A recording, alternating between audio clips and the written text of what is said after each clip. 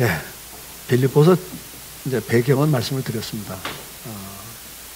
그리고 빌립보서의 가장 그 중심 주제가 있다면 그것은 바로 복음 안에 누리는 기쁨입니다. 빌립보에서 자주 쓰는 단어가 기뻐하랍니다. 기뻐하라, 기뻐하라. 근데 실제로 그 빌립보 그 시대의 성도들의 삶이 그렇게 기쁨을 누릴 수 있는 상황은 아니었다는 이야기죠. 지금보다 2000년 전이니까요. 얼마나 그 가난이 심했겠습니까? 경제적인 고통, 거기다가 또 지금보다 훨씬 열악한 환경 속에서 평균 수명이 짧았잖아요. 저희 나라도 몇십 년 전에는 아이들 출생하면 바로 출생신고 했어요, 안 했어요? 안 했습니다. 왜요? 영아 사망률이 높았기 때문에. 어린 나이에 죽은 애들이 많았거든요. 갖가지 질병으로. 그만큼 열악했어요. 의료시설이나 혜택이. 근데 2000년 전에는 오직 했겠습니까? 그러니까 그들이 당하는 고통은 오늘날과 비교할 수 없는 고통이지만 거기다 또 핍박까지 받았잖아요. 신앙생활하면서 겪었던 핍박. 그것은 뭐 너무나 많은 그 신앙생활을 하면서 당하는 핍박이라고 하는 것은 주로 그런 권력, 정치적으로 로마 제국이 주는 핍박도 있지만 실제로는 가족으로부터 오는 핍박이 더 1차적인 핍박들이거든요. 그걸 당하는 고통은 이루 말할 수가 없습니다. 그건 조금 이따 말씀을 드리고. 자, 어쨌든 간, 우리 인간이 당하는 고통은 경제적인 고통, 육체적인 고통, 정신적 고통, 그 다음에 영적인 갈등, 하나님과의 관계에서 하나가 되지 못하는 데서 오는 그 영적인 신앙생활 하면서 오는 갈등들. 이것은 뭐 인간이라면 누구나 갖는 거예요. 그래서 하나님과의 관계가 안 되니까 우상을 숭배하고, 또 다른 데 빠져보죠. 그러나 거기서 만족이 없고 계속 그런 허무함. 그래서 이제 인간의 삶의 특징은 하나는 고통. 그런 데서 오는 이제 허무함. 그래서 자살하는 사람들 보니 두 가지 중에 하나 때문에 자살하잖아요. 고통이 더 이상 감당할 수 없어서 죽음을 택하죠. 죽음은 이 고통이 없겠지. 고통에서 벗어나는 방법을 죽음으로 택하는 사람도 있고, 또 고통이 아니라 인간이 또 살다 보면 허무함이 와요. 허무함. 이 죄 때문에 오는 것들, 허무함. 그래서 또 허무해서 또 죽는 사람도 있잖아요. 자, 어쨌든 우리 인생은 이 문제에서 벗어날 수가 없습니다. 주님이 재림하시는 날, 우리가 완전히 변화되는 그날까지는 이 땅에서 살아가는 과정에서는 이 네 가지 고통, 큰 고통 가운데 벗어날 길이 없습니다. 우리는 그것에서 벗어나기 위해서 갖가지 일들을 해보죠. 유행도 따라가 보고, 취미생활도 해보고, 돈도 모아보고, 또 성공을 추구해보기도 하고, 명예를 얻어보려고 몸부림을 쳐보죠. 근데 이번에도 뭐 우리 그 성한종 회장이 자살했습니다마는, 초등학교 중퇴하셔가지고 정말 고생해갖고 그 기업을 이끌 정도면 보통 일 아니죠. 보통 성공한 분이 아니잖아요. 근데도 자살을 택할 수밖에 없는 어떤 상황입니다. 인생의 많은 문제를 우리는 보고 있습니다. 세상은 이 고통에서 벗어날 길이 없어요. 근데 주님은 우리에게 말씀을 해요. 이 빌립보의 큰 하나의 흐름이죠. 나는 너희가 기쁨을 누리고 살기를 원한다. 나는 너희가 행복하게 살기를 원한다. 근데 그냥 원하는 걸로 끝나는 것이 아니라 그렇게 행복하게 살 수 있는 길을 열어놓으시는 거예요. 그게 이제 오늘 본문 6절에는 뭐라고 말씀합니까? 너희 안에 착한 일을 시작하십니다. 하나님이 일을 시작했어요. 뭔가를 하셨어요. 우리가 이 험악한 인생길에서 정말 많은 고통에서 벗어날 수 없는 이 인생길에서 기쁨을 가지고 살 수 있는 착한 일을 시작하셨단 말이에요. 그걸 이제 오늘 본문에서는 착한 일을 시작하시니까 그리스도의 날, 주님이 재림한 날까지 이걸 이루어 가신다. 이렇게 말씀을 하죠. 그럼 그 착한 일이 뭐냐 이거죠.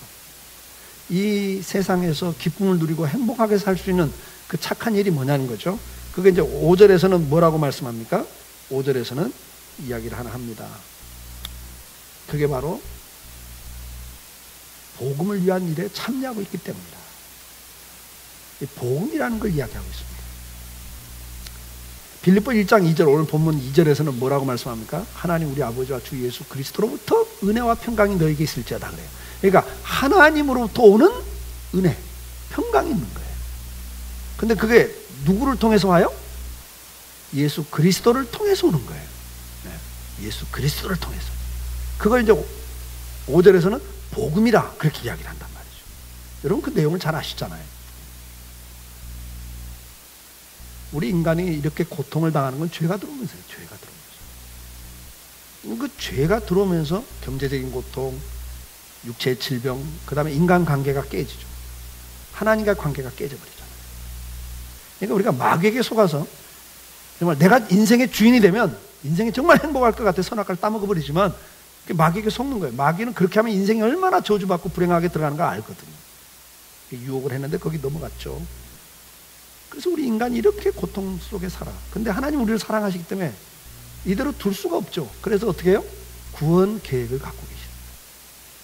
그게 착한 일이에요. 그게 복음이라고 이야기해요. 그게 뭐예요? 예수님이 십자가에 죽으심으로 우리의 죄를 사하시죠. 그게 죄 문제 때문에 생겼던 인생의 문제예요. 특히 하나님과의 관계가 깨졌고 인간관계가 깨진 이 속에 복음이 들어오죠. 그래서 에베소 2장에 뭐라 해요? 중간에 막힌 나무 허시고 하나님과 화목하게 하셨다. 이건 지금 한 3, 4년 동안 계속 했던 이야기예요. 하나님 나를 만든 목적, 당신의 형상으로 만든 목적이 뭐예요? 하나님의 사랑을 받고 하나님을 사랑할 수 있는 존재로 만드셨단 말이죠. 근데 죄 때문에 이게 깨졌던 걸 다시 죄 문제를 해결함으로 다시 하나로 하나님과 사랑의 교제를 나눌 수 있도록 길을 열어놓으신 거예요. 그걸 히브리서는 뭐라고 해요? 살 길이라 그래요. 살 길. 은혜 보좌 앞에 나갈 수 있는 살 길을 열어놨다. 그게 우리 인생이 살 길이에요. 이 험악한 인생길에서 만족과 기쁨과 행복을 주어지는 길이 뭐예요? 하나님과 관계 회복이에요. 그걸 열어놓으신 거예요. 그게 복음이에요. 그걸 우리는 뭐라고 그래요? 신앙생활 그래요. 신앙생활. 주님의 사랑을 받고 주님을 사랑하면서 그분과 동행하는 삶을 사는 걸 신앙생활이라고. 우리는 몇 년 동안 계속 이 신앙생활이 어떻게 해야 신앙생활을 제대로 하는가에 대해서 말씀생활, 기도생활, 감사생활, 예배생활, 전도생활, 생활이라는 개념에서 지금 5년째 계속 말씀을 드리고 있는 거예요. 자, 그러면 우리가 진정한 인생의 기쁨은 하나님과 관계 회복에서 온단 말이죠. 그걸 우리는 신앙생활이라고 그러죠. 근데 신앙생활은 절대 만만치가 않아요. 사도행전 16장 21절에 보면 로마 사람인 우리가 받지도 못하고 행하지도 못할 풍속을 전한다 하거늘 우리가 일찍 일어나 고발하니 상관들이 옷을 찢어 벗기고 매로 칠하여 많이 친 후에 옥에 가두고 간수에게 명하여 든든히 지키라니 그래요. 이게 빌립보에서 일어난 일이란 말이죠. 그러니까 복음이 딱 들어갔더니 어떤 반응이 나와요? 이건 처음 듣는 거야. 우리 풍속하고 안 맞아. 이건 문제가 있어. 이래서 박해를 시작하죠. 우리나라에도 복음이 조선 시대에 들어왔잖아요. 조선 말기에 들어왔잖아요. 제일 강하게 부딪힌 게 제사 문제였어요. 제사 문제. 그러니까 우상을 숭배하지 말라 그러니까 이 조상도 신으로 섬기는 건 이건 아니다. 그래서 제사를 안 드리겠다 그랬더니 이게 풍속을 해친다 그래갖고 조선 말기에 수많은 기독교인들, 그때는 이제 야소교라고 그랬어요. 예수교를 야소교라고 그랬는데 야소교를 엄청나게 핍박을 해서 수많은 사람들이 순교를 당했습니다. 제사 드리지 않는다. 요게 소문이 나면서 풍속을 해친다. 똑같은 이야기를 하는 거예요. 지금 사도행전에서도 이게 풍속을 해친다. 우리가 받아들일 수 없는 걸 전한다. 그러니까 전하지 말라 그러면서 때려서 가두는 거죠. 데살로니가서 2장 2절에 보면 너희가 아는 바와 같이 우리가 먼저 빌립보에서 고난과 능욕을 당하였으나 우리 하나님을 힘입어 많은 싸움 중에 하나님의 복음을 너희에게 전하였다 그래요. 그러니까 빌립보의 복음을 전할 때 바울이 뭐라고 그래요? 고난과 능욕을 당했다 그랬어요. 많은 싸움이 있었다. 부딪힘이 있었다. 우리가 복음을 받아들인다고 할 때, 예수를 믿는다고 할 때 그것은 절대 단순한 이야기가 아니에요. 여기에는 많은 핍박이 주어져요. 왜 그런 핍박이 주어집니까? 안 맞다고 느끼기 때문에 그래요. 우리하고 안 맞다. 우리 가문하고는 안 맞아. 나하고는 안 맞아. 그래서 반대를 하죠. 저는 신앙생활 하면서 모태신앙이었기 때문에 신앙생활 때문에 박해를 받은 적은 별로 없어요. 이제 뭐 여름방학 때 부모님이 가게를 했는데 그거 좀 도와달라 그러는데 그거 안 도와주고 은혜 받겠다고 삼각산에 이제 그때는 제일기도, 특별기도 이런데 일주일씩 산상 집회가 있었습니다. 방학 때. 근데 뭐 고등학교 때도 그 몰래 쌀을 싸갖고 가야 돼요. 왜냐하면 이제 밥을 파는 때가 아니에요, 그때는. 그냥 야에서 텐트 쳐놓고 그냥 집회 참석을 할 때니까. 그냥 냄비 조그마한 거 하나 하고, 예, 쌀 가지고. 그 다음 반찬은 간장 하나만 딱 조금 담았고 가. 그래서 그냥 밥하면서, 예, 밥 끓일 때 아예 간장을 좀 넣어요. 그러면 밥이 시커멓게 됩니다. 간이 맞아. 그냥 그걸 먹는 거야. 뭐, 반찬이 어디 있어요? 그 산상 집회. 그냥 갔다 오면 그냥 욕, 그냥 먹었죠. 부모 힘든데 안 도와준다고. 방학 때가 도와야지. 막 이러면서. 그 정도예요, 저는. 핍박이라는 게. 군대 가서는 많이 맞았어요. 예, 신앙생활 때문에. 수요일날 예배 참석한다고 맞고, 주일날도 작업하라는데 안 하고 교회 갔다고 맞고, 뭐, 저 때문에 막 단체 줄 봤다라고 그래. 쫄병이 겁 없이 말을 안 들어요. 그냥 너희 고참들 뭐 했어? 하면서 제일 고참이 줄 봤다 치죠.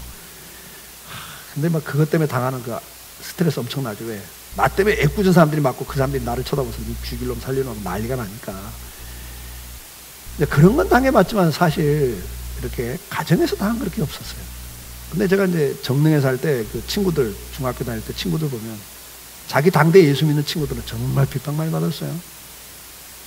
제사 안 드린다고, 교회 간다고, 주일날. 그때는 막 도와야 됐거든요. 먹고 살기 힘들 때니까. 근데 뭐 주일날 교회 간다, 제사 안 드린다 하니까 내 친구도, 옆집에 살던 친구도 집에서 막 쫓겨나기도 하고. 다른 아들은 등록금 대주는데 얘는 등록금도 안 되죠. 넌 부모 말 안 되니까 네 맘대로 해. 네가 알아서 사. 등록금도 안 대주고. 제사 안 드린다고 집안에서 완전히 막 죽일 놈 돼갖고 왕따를 당하고. 이게 중학생 때. 근데 주일날 가서 그냥 예배 시간마다 그 친구는 울어. 은혜를 받아. 그래서 참 부러웠어. 저렇게 은혜 받으면 얼마나 좋을까. 나는 모태신앙이니까 막 뭐 이렇게 막 리얼한 게 없잖아요. 날마다 그날이 그날 같고. 그래서 막 한 번은 기도했어요. 하나님, 저도 막 저렇게 확실하게 하나님을 체험할 수 은혜를 받았으면 좋겠습니다. 막 그렇게 기도했죠. 그랬더니 그 고등학교 때 예수 믿어가지고 집안에서 쫓겨나가지고 서울에 올라와서 혼자 신학하는 전사님이 계셨는데 그 전사님 나를 보더니 나는 네가 제일 부럽다. 믿는 부모인데 태어나서 마음껏 교회 올 수 있는 게 얼마나 축복인데 뭐 우리를 부러워하냐. 나는 막 또 그분이 부러웠어요. 그런 사람들만. 당대 예수 믿으면서 화끈하게 믿는 것만. 여러분요, 많은 고통이 있었어요. 핍박을 받는 것들. 어떤 게 고통입니까? 사랑하는 부모로부터 받는 배척이잖아요. 너는 내가 자식 취급 안 해. 얼마나 큰 고통이에요. 저는 신앙생활하면서 많은 성도들을 봐요. 세상에서 정말 목숨처럼 사랑했고 그래서 결혼했는데 이 신앙이란 이거 하나 때문에 남편으로부터 욕을 얻어먹어요. 마태복음 5장 11절 12절에 나로 말미암아 너희를 욕하고 박해하고 거짓으로 너희를 거스려 모든 악한 말을 할 때 이래요. 여러분 보세요. 예수 믿는 거 하나 때문에 그렇게 사랑했던 남편으로부터 인간 이하의 대접을 받는 거예요. 능욕을 당해. 욕 얻어먹고 거짓으로 거스려 너희를 악한 말을 해. 미쳤다고. 말도 안 되는 억지를 부리면서 인격적인 모독을 가하는 그걸 당할 때 여러분 지나가는 사람이 욕하는 건요 그냥 미쳤냐 그러고 지나가면 되는데 이게 정말 내가 믿었던 사람 정말 내 목숨을 다해 사랑했던 사람으로부터 오는 이 무시와 멸시 그것도 막 억지 소리를 해가면서 말도 안 되는 억지 소리를 하면서 욕을 할 때 그 고통이 얼마나 크냐고요. 근데 주님은 뭐라고 그래요? 기뻐하고 즐거워하라. 하늘에서 너희 상이 크다. 너희 전에 있던 모든 믿음의 선배들이 다 그렇게 살았다. 결론은 우리가 진정한 행복이 오는 게 하나님과의 관계인데 이게 절대 세상에서 쉽지 않단 말이에요. 그래서 박해를 합니다. 근데 참 재밌어요. 여러분 보통 신앙에 박해를 할 때 고통을 주는 거거든요. 이 고통을 주면서 하지 말라는 거예요. 고통이 주어지니까 하지 마. 그래서 고통을 줄 때 무슨 고통을 줘요? 앞에서 말한 대로 경제적인 고통을 줍니다. 등록금도 안 대주고 생활비도 안 주고 어떤 남편은 아예 생활비도 안 줘버립니다. 경제적인 고통을 주는 거예요. 그 다음에 어떤 고통을 줘요? 육체적인 고통을 줘요. 옥에 가두고 때리고 육체적인 고통을 주는 거예요. 막 고문을 해요. 어떤 고통을 줘요? 이런 인간관계 갈등의 고통을 주잖아요. 남편인데 부모인데 냉정하게 대하고 완전히 무시하고 멸시하고 능욕을 하고 인간 이하의 취급을 하고 어떻게 사랑하는 사람이 그럴 수 있나? 그 인간관계에서는 그 고통 피눈물 나는 고통을 줘버려요. 그러면 잘 한번 보세요, 여러분. 이게 참 희한해요. 그 고통을 주면서 그걸 끊으라는 이야기인데, 놀라운 건 뭐죠? 신앙은 그 고통을 당하면서 뭐가 있어요? 세상에 알지 못하는 기쁨이 온단 말이에요. 이게 희한해, 이게. 그렇죠? 뭐 요즘에는 그런 고통 안 당하면 잘 모르시겠어요? 기가 막힌 게 가는 거예요. 그러니까 보세요. 고통 때문에 신앙을 멀리한다는 데 아니에요. 실은 앞에서 말한 대로 인간은 어차피 그 고통이 있는데 그 고통에서 기쁨을 얻을 수 있는 건 하나님과의 관계란 말이에요. 그게 얼마나 큰 기쁨인가를 역설적으로 설명하는 거예요. 그 많은 핍박 속에서도 그들은 기뻐했다고. 히브리서를 읽어보세요. 여러분 주변에 신앙의 사람들의 이야기를 들어보세요. 핍박을 당하면서 오히려 기뻐하고 즐거워했어요. 그들의 인생의 행복을 맛보기 시작해요. 누가복음 6장 22절에도 인자로 말미암아 사람들이 너희를 미워하며 멀리하고 욕하고 너희 이름을 악하다 하여 버릴 때에는 너희에게 복이 있도다. 이게 다 미워해요. 왕따 시켜요. 부부지간에도 거리를 딱 줘버려요. 거기다 끝나요? 욕을 해요. 그리고 악하다 그래요. 우리가 다 죄냐? 우리가 문제 있는 사람이 돼버려요. 근데 그때 너희가 복이 있을 때다. 베드로전서 4장 14절 너희가 그리스도의 이름으로 치욕을 당하면 그래요. 욕 정도가 아닙니다, 여러분. 치욕을 당하면 복 있는 자로다. 영광의 영, 하나님의 영이 너희 위에 계시고 있다 그래요. 사랑하는 성도 여러분, 오늘 우리가 진정한 기쁨이 어디서 오냐? 인생은 하나님과의 관계에서 와요. 근데 그 하나님과의 관계, 신앙생활은 절대 쉽지가 않아요. 세상에서 가정생활, 직장생활, 사업을 하면서 신앙을 지켜간다는 것은 결코 쉽지 않습니다. 그래서 많은 사람들이 그것 때문에 신앙을 포기해요. 적당히 신앙생활을 해요. 근데 진정한 기쁨이 있냐? 없어요. 인생에. 오늘 한 가지 질문했으면 참 좋겠습니다. 나는 오늘 지금 어떤 신앙생활을 하고 있는가? 여러분들이 기쁨을 얻기로 하고 행복한 인생을 살고 싶어 하는데, 그래서 어떤 사람들은 돈을 벌고 어떤 사람들은 명예를 추구하고 어떤 사람은 건강관리를 하고 뭐 열심히들 하지만 기억하세요. 그 안에서는 진정한 기쁨 없어요. 인생은 죽을 때까지 없어요. 계속 고통은 와요. 근데 그 고통 속에서 즐겁고 기쁠 수 있는 것은 하나님과의 관계 회복밖에 없어요. 신앙밖에 없습니다. 그걸 놓치지 말라고 지금 성경은 이야기해요. 이 고통 속에 있는 빌립보 교인들에게. 이 기쁨이 여기 있다. 이 복음 안에 있다. 그러면서 동시에 이 기쁨은 우리가 신앙생활, 하나님과의 관계에서 오고, 그 다음에 두 번째 7절에 이렇게 말씀을 해요. 내가 너희 무리를 위하여 이와 같이 생각하는 것이 마땅하니 이는 너희가 내 마음에 있으며 나의 매임과 복음을 변명함과 확정하면 너희가 다 나와 함께 은혜에 참여한 자가 됩니다. 7절에서 이야기하는 게 뭐죠? 7절이 이야기하고 있는 것은 바울이 복음을 전하는 이 일에 빌립보 교회가 동참을 해요. 참여를 해요. 바울은 지금 3절에서 이렇게 이야기합니다. 내가 너희를 생각할 때마다 나의 하나님께 감사한다. 4절에 내가 너희를 위해서 기도할 때마다 기쁨으로 기도한다. 그리고 7절에 내 마음에 너희를 사모함이 있다. 근데 그 이유가 뭐냐? 너희가 바로 복음에 같이 참여하고 있기 때문이다. 내가 옥에 갇힐 때, 내가 복음을 전하는 데 필요한, 그게 빌립보 교회가 사실 바울이 복음을 전하는 이 일에 선교하는데 선교연금을 보내는 너희 외에는 없다고 표현하거든요. 그건 뭐 뒤에 나옵니다만은. 그 정도로 이제 바울의 사역에 그들이 동참을 합니다. 교회가 왜 세워집니까? 교회는 복음을 전하는 전진기지입니다. 오늘 오후 예배 때 이제 말씀드릴 겁니다만은 예수님이 오셔서 복음을 전하십니다. 그래서 예수님을 믿고 돌아오는 사람들이 생기죠. 제자를 만들죠. 제자를 만들어요. 그리고 그 제자들에게 뭐래요? 교회를 세우라 그래요. 너희를 통해서 교회를 세울 거다 그래요. 하나님이. 잘 보세요. 복음이 와요. 복음을 듣고 믿는 사람이 나오죠. 그 사람들을 불러 모아놓는 교회가 세워져요. 그리고 그 교회를 세우는 목적이 뭐예요? 그 교회가 요람이에요. 가정에서 아이가 태어나서 양육을 받고 교육을 받고 훈련을 받고 보호받으면서 건강하게 자라는 것처럼 교회라는 것을 통해서 복음이 전해지고 믿고 돌아서는 새로운 신자가 생겨지고 초신자, 어린아이 같은 신앙이죠.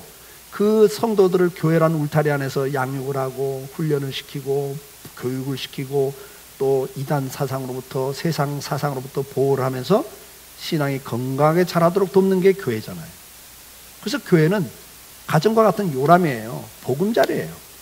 가정이 무너지면 그 안에서 자란 아이가 건강하게 자랄 확률이 낮아지는 것처럼 교회가 망가지면 그 안에서 신앙생활하는 성도들의 신앙이 건강하게 자랄 확률이 낮아지거든요. 그래서 하나님이 이 교회를 세우시고 이 교회를 통해서 복음 전파, 이 착한 일, 이 복음 전파를 교회를 통해서 계속 지속적으로 해가요. 그래서 바울이 가는 데마다 복음을 전하고 꼭 교회가 세워져요. 빌립보 교회는 바울이 한 달 사역하면서 세워졌어요. 근데 1절에 뭐라고 그래요? 2절에 감독이 있고 집사가 벌써 세워져 있고 성도들이 있다고요. 그럼 교회가 세워진 거죠. 근데 바로 이 일에 너희가 동참했기 때문에 나는 너희를 생각할 때마다 감사가 나오고 너희를 위해서 기도할 때마다 기쁨으로 기도할 수 있다고 이야기를 하고 있습니다. 사도행전 16장 40절에 보면 두 사람이 옥에서 나와 루디아의 집에 들어가서 형제들을 만나보고 위로하고 가니라 그래요. 이게 무슨 이야기죠? 루디아에게 먼저 복음을 전했어요. 그리고 복음을 전했더니 믿는 사람이 생겼잖아요. 예배를 드리기 시작했는데 어디서 예배를 시작했어요? 루디아의 집에서 예배가 시작됐다고요. 그리고 전하다가 감옥에 갇혀서 거기서 또 간수장이 가정의 세례를 받고 돌아오죠. 이게 이제 빌립보 교회 교인들이라고요. 그러니까 이미 바울이 감옥에 갇히기 전에 이미 예배가 시작됐죠. 그래서 감옥에서 풀려나면서 어디로 가요? 루디아 집에 가서 거기서 성도들을 만나보고 이제 가는 거죠. 교회가 하나 세워지는 과정에는 우리 한국교회도 초창기에는 복음이 들어가면요 몇 사람이 예수 믿기 시작하면 그 동네 예배당 질 수가 없잖아요. 어느 집에서 모이는 거예요. 처음 예수 믿는 사람 집에서 모였죠. 그래서 점점 많아지면 그때 이제 예배당을 짓고 그래서 교회가 세워지는 일들이 한국교회도 많았거든요. 교회가 하나 세워지는 과정에는 이런 헌신하는 사람들이 있는 거예요. 저희 강성교회가 이 자리에 올 때까지도 똑같습니다. 수많은 성도들의 헌신이 있었습니다. 자기 집을 내놓았고 목숨 같은 물질로 헌신했고 금쪽 같은 시간들을 내어놓으면서 오늘 이 교회가 여기까지 온 거예요. 교회를 건축할 때, 선교할 때, 미자립 교회를 섬기는 일에, 우리 교회를 섬기는 일에 시간과 재능과 재물을 아낌없이 헌신했던 분들이 너무나도 많은 거예요. 그 과정에서 가족들에게 요고도 먹고 무시를 당하죠. 오해를 받죠. 그러면서 눈물을 쏟으면서도 포기하지 않고 이 일을 위해서 헌신하면서 그리고 그런 어려움을 주는 가족들을 눈물을 흘려 기도하는 성도들 저에게도 너무나 많죠. 저도 바울처럼 생각할 때마다 감사가 나오는 가정들이 너무 많아요. 어떻게 잊어요? 평생 잊을 수 없어요. 상가에서 개척을 해가지고 합판으로 한쪽 막아놓고 그 안에서 사택을 꾸미고 사는데 새벽마다 새벽기도 나오는 어떤 교인은 텃밭에서 호박 따다가 갖다 놓고 시금치 따다 갖다 놓고 개척교회 먹을 거 없다고 아침마다 새벽기도 올 때마다 하나씩 놓고 가요. 그건 어떻게 평생 잊어요? 그런 거. 한겨울에 연탄을 뗄 수 없는 돈이 없어서 다솜이랑 3명이서 뭐 이게 천장 공사도 안 되는 옛날 날림 공사죠. 뭐 한겨울에 하얗게 성의가 껴있어요. 밤새 3명이서 그냥 조그만 데서 웅크려 갖고 같이 부둥켜 갖고 자는데 어떤 집사님이 전기장판 1인용 하나 사다 주시더라고요. 그 1인용에 3명이 그냥 끼고 자는 거죠. 어떻게 그걸 평생 잊어요? 교회 건축을 할 때도 전세를 빼서 헌신하고 무허가집으로 이사를 간 분들, 자기 퇴직금을 드리고 헌신했던 분들, 죽어라 고생해서 겨우 장만한 아파트를 바쳤던 분들, 사업이 망해 오고 갈 데 없는 가운데서도 남은 재산을 전체를 드리면서 교회 건축에다가 헌금을 했던 분들, 평생 모아놓은 돈을 헌금하고 더 하고 싶어서 아파트 추가 대출을 받으면서 헌금을 했던 분들, 재정을 보면서 자기 월급을 넣고 마이너스 통장을 만들어서 집어넣으면서 재정을 받던 분들, 교회가 필요할 때 신용대출을 일으켜서 헌신했던 분들, 제가 어떻게 그분들을 이끌어 살겠어요? 기도할 때마다 기쁨으로 기도가 나오는 집들이죠. 생각할 때마다 감사할 수밖에 없는 분들이죠. 뿐만 아니라 매일 나와 교회를 위해 철야하고 기도하고, 건축할 때도 낮에는 일하고 밤에는 또 철야하면서 몸살이 나서 끙끙대면 안 믿는 남편이 왜 그래? 아니에요. 감기 몸살인 것 같아요. 말도 못하고 끙끙하라면서 기도하던 그분들, 섬기던 그분들, 선교를 위해서라면 모든 걸 뒤로하고 우선순위로 아낌없이 시간과 물질로 섬겼던 분들, 중국 선교, 말레이시아 선교 할 것 없이 많은 선교지에 적금을 깨트려서 필요할 때마다 헌금했던 그분들, 자기가 섬기는 기관과 성도들을 위해 항상 호주머니를 털고 섬기고, 여름 휴가를, 주일학교를 위해, 학생회를 위해, 청년들을 위해, 성가대와 구역을 섬기는 일을 위해 아낌없이 내놓으면서 기뻐하던 그분들, 미자리 교회를 위해 바쁘고 피곤함에도 불구하고 전도 지원을 가서 자비당하며 갖은 핀잔과 무시와 멸시와 욕을 받으면서도 한 영혼이라도 구하겠다고 애쓰며 궂은 날씨 가운데도 이리 뛰고 저리 뛰는 성도들의 모습들, 어떻게 잊을 수가 있어요? 생각할 때마다 감사할 수밖에 없고, 기도할 때마다 기쁨으로 기도할 수밖에 없는 성도들이 저희 교회도 너무나 많습니다. 직장 생활하면서, 사업을 하면서 바르게 해보겠다고 직장에서 불이익을 당하면서도 신앙을 지켜가는 그분들의 모습들, 우리 장로님들, 집사님들 가운데 그런 분들 많거든요. 주의를 지키겠다고 직장에서 갖은 욕으로도 먹고 불이익을 당하고 책상도 치워버리는 그런 수모를 당하면서도 그 믿음을 지켜가려고 몸부림치던 우리 성도들, 사업을 하면서도 주의를 지키겠다고 그러다가 자금이 끊겨서 부도가 나면서도 그래도 이 신앙의 길을 걸어가 보겠다고 몸부림치는 우리 장로님, 집사님들 저는 많이 봅니다. 그분들을 생각할 때마다, 저는 어디 가 집회할 때마다 그분들을 자랑스럽게 이야기합니다. 오늘날도 이런 성도들이 있습니다. 오늘날 이런 장로님들이 계십니다. 필요하다면 언제든지 아낌없이 시간과 물질을 들였던 수많은 성도들이 여기도 있잖아요. 저희 교회 승합차도 사업하는 분들이 지난번 배치한 것도 샀고, 이번에 새로운 것도 또 사업하는 분이 사고, 제 자가용도 사업하는 분들이 사주기도 하고. 무엇 때문에 그렇게 합니까? 그게 주일이라고 생각해서 합니다. 주일. 주님을 섬기는 거라고 생각하죠. 로마서 16장 3절 4절에 뭐라고 말합니까? 너희는 그리스도 예수 안에서 나의 동역자들인 프리스가와 아굴라에게 문안하라. 그들은 내 목숨을 위하여 자기들의 목까지 내어놓았나니 나뿐 아니라 이방인의 모든 교회도 그들에게 감사하느니라. 브리스길라와 아굴라 부부는 요즘 말하면 건축업을 하던 사람인데 바울과 함께 선교지를 쫓아다니면서 재정으로 돕고 또 양육을 하는 일에 헌신했던 분들이죠. 그래서 세워지는 교회마다 브리스길라 아굴라 부부에 대해서 감사했다 그랬어요. 교회마다. 여러분들은 어떻습니까? 어떤 교회가 나는 그 장로님만 생각해도 감사가 돼요.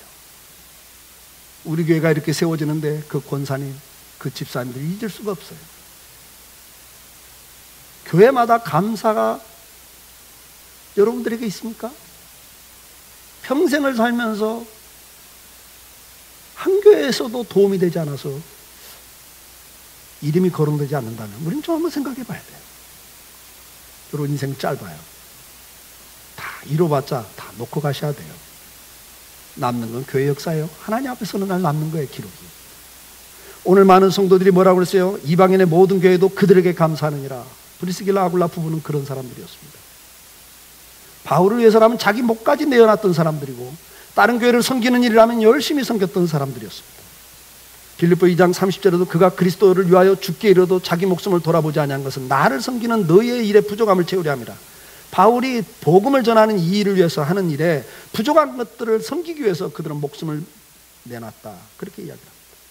고린도후서 8장 4절 5절에도 이 은혜와 성도를 섬기는 일에 참여함에 대하여 우리에게 간절히 구하니 우리가 바라던 것뿐만 아니라 그들이 먼저 자신을 주께 드리고 또 하나님의 뜻을 따라 우리에게도 주었다.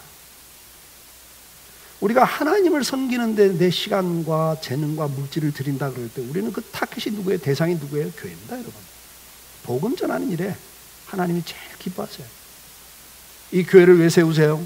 이 교회를 통해서 또 복음이 증거돼요. 이 착한 일을 또 시작하셔.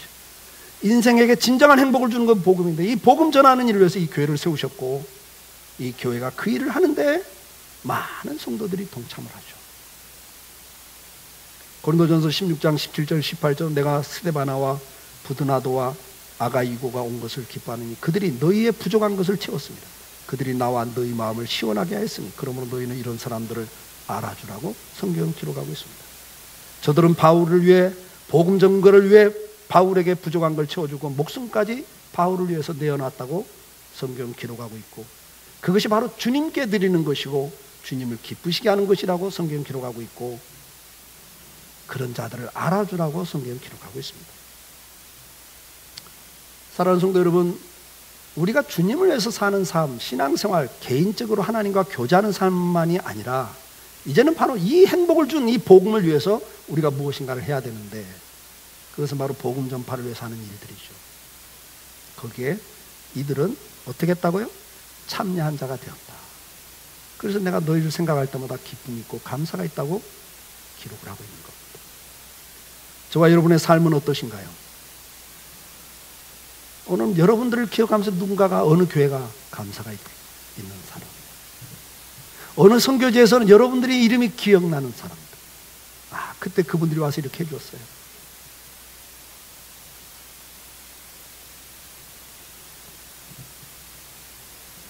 우리 전도 지원하는 분들은 아마 좀 있네요. 전도 지원하는 교회마다 그 교회 목사님이나 사모님이나 그 교회 성도들은 여러분 기억하시죠? 만날 때마다 고맙다고도 하고요. 바로 그런 게 있어야 되지 않겠습니까? 내 짧은 인생을 살다 가는데 우리가 이 귀한 복음을 전하는 일에 뭔가 참여하는 자, 그것을 오늘 여러분들은 어떤 것들을 갖고 계십니까? 우리 성도들은 많이 있다고 저는 생각합니다. 기도하는 일에 동참하고 있고, 전도 지원하는 일에 동참하고 있고, 또 그런 우리 교회 사명을 위해서 헌신하는 일에 너무나 많은 성도들이 연결되어 있고 헌신을 하고 계십니다. 오늘날 많은 교회가 건강하지 않습니다. 그 결과로 목사도 타락해 있고 장로님들도 타락해 있는 건 사실입니다. 그렇다고 그래서 나는 안 한다, 그건 아닌 것 같아요. 하셔야 됩니다. 왜냐하면 교회는 언제나 타락했고 그 타락한 교회들을 통해서 하나님 일하셨습니다. 오늘도 교회를 통해서 복음은 증거되고 있습니다. 여러분들이 복음에 참여할 일이 뭔가를 꼭 찾아보십시오. 특별히 강성교회를 다니신다면, 하나님이 여러분들을 강성교회 불러 모으셨다면 이 교회를 통해서 복음 증거를 위해서 할 일들을 여러분들에게 맡기기 위함이 아닌가, 저는 그렇게 생각이 됩니다. 빌립보 4장 15절에 이렇게 기록합니다. 빌립보 사람들아, 너희도 알거니와 복음의 시초에 내가 마게도냐를 떠날 때 주고받은 내 일에 참여한 교회가 너희 외에 아무도 없었느니라. 바울이 복음을 전하는 일에 성경금을 보냈죠. 빌립보 교회가 사람을 보내주고 성경금을 보내주고, 그래서 바울을 위로하고 격려하고. 왜? 바울도 사람이니까 하다가 지치잖아요. 그때 그들이 내게 기쁨이었다, 이런 표현들을 쓰거든요, 바울이. 그런데 그런 일들에 대해서 18절에 가면, 4장 18절에 이렇게 기록을 합니다. 내게는 모든 것이 있고 또 풍부한지라 에바브로 디도편에 너희가 준 것을 받음으로 내가 풍족하니 이는 받으실 만한 향기로운 제물이요 하나님을 기쁘시게 한 것이라. 그럼 바로 이렇게 복음을 전하는 일을 위해서 어떤 일에 우리가 동참하죠? 기도하는 일, 또 가서 전도하는 일, 헌금을 하고 또 재능을 기부하는 일들, 모든 일들이 브리스길라 아굴라는 자기들이 하는 그 건축업을 통해서 바울과 같은 직업이었잖아요. 그래서 다니면서 같이 일하면서 도왔잖아요. 재능으로 이렇게 또 섬기고, 물질로 섬기고, 시간으로 섬기고, 기도로 섬기는 많은 일들 속에 그게 결국은 누구를 향해 드리는 거라고 기록해요? 이게 바로 하나님이 받으시는 향기로운 제물이에요. 하나님이 기뻐하시는 제물이다. 하나님을 기쁘시게 하는 거기 때문에 하나님이 어떻게 합니까? 19절에 나의 하나님이 그리스도 예수 안에서 영광 가운데 그 풍성한 대로 너희 모든 쓸 걸 채우시리라. 여기에 우리가 진정한 기쁨이 있는 것뿐만 아니라 축복까지도 하나님은 선포하고 계십니다. 성도를 섬기는 것, 선교사와 목회자를 섬기는 것, 교회를 섬기는 것이 바로 주님을 섬기는 것이라고 말씀했고, 그것이 주님께 드리는 것이고 주님을 기쁘시게 하는 것이라고 이야기를 합니다. 그리고 하나님은 그 일을 축복으로 선언하고 계십니다. 사랑하는 성도 여러분, 오늘 저와 여러분 짧은 인생을 살다 가는데 나는 어떤 존재인가? 하나님 안에서 신앙생활을 기쁨으로, 고난 가운데서도 기쁨으로 잘 감당하고 있는 분인가? 그게 회복돼서 여러분 진정한 만족과 기쁨을 누리고 살 수 있기를 축복합니다. 뿐만 아니라 우리 삶에서 열심히 직장생활하고 사업하세요. 그러나 그 하는 모든 일들이 브리스길라 아굴라 부부처럼 그 일을 통해서 우리가 복음에 참여할 수 있는 일이 뭘까? 그리고 그것 때문에 많은 교회들이 그들의 이름을 기억하고 감사할 수 있는 것, 그게 바로 복음에 참여하는 거였고, 그것이 바로 바울에게도 생각할 때마다 감사할 수 있는 사람들이었고, 기도할 때마다 기쁨으로 기도할 수 있는 사람들이었습니다.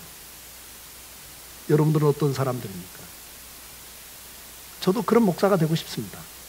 많은 교회들이 기억하는 목사, 강성교회 교인들만 기억하는 목사가 아니라 많은 교회들이 기억하는 목사, 그런 목사가 되고 싶은 거예요.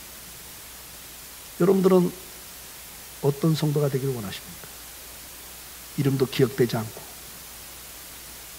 생각할 때마다 감사할 수 있는 사람, 여러분에게 주변에 몇 명이나 있습니까? 생각할 때마다 기쁨으로 기도할 수 있는 사람이 여러분 주변에는 지금 몇 분이나 계신가요? 그렇게 살다 갈 수 있기를 축복합니다.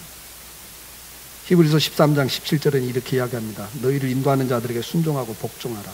그들은 너희 영혼을 위하여 경성하기를 자신들이 청산할 자에 같이 하는 일이라. 그들로 하여금 즐거움으로 이것을 하게 하고 근심으로 하게 하지 말라. 그렇지 않으면 너희에게 유익이 없느니라. 나는 지금 복음을 위한 일에 참여하고 있는 자인가? 아니면 구경만 하고 있는 자인가? 아니면 방해를 하고 있는 자인가? 복음 전파하는 일에 여러분들은 어느 자리에 서 계십니까? 참여하고 계십니까? 아니면 구경만 하고 계십니까? 아니면 그것을 조롱하고 비웃으면서 방해하고 있습니까? 여러분들은 어떤 사람입니까? 사람들이 생각할 때마다 감사가 나오고 기쁨으로 기도할 수 있는 사람입니까? 히브리서 13장에 있는 말씀처럼